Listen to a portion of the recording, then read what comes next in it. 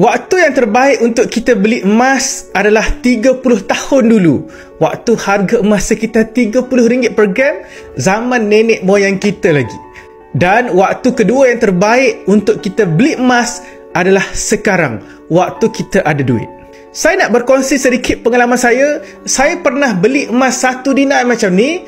Emas 1 dinar yang beratnya 4.25 gram dengan harga cuma RM430 untuk 1 dinar. Hari ni 1 dinar yang sama harganya dah mencecah RM2,200. Jadi secara kesimpulannya, kita tak akan ada waktu yang terbaik untuk kita beli emas ataupun untuk kita menabur emas. Waktu yang terbaik untuk kita beli emas sebenarnya adalah waktu 30 tahun dulu, dan yang kedua yang terbaik adalah sekarang, waktu kita ada duit.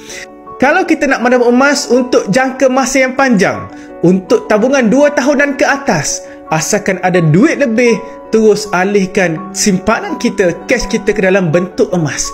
Tak perlu tengok, tak perlu bimbang tentang harga emas, tapi fokus kita adalah pertambahan gram.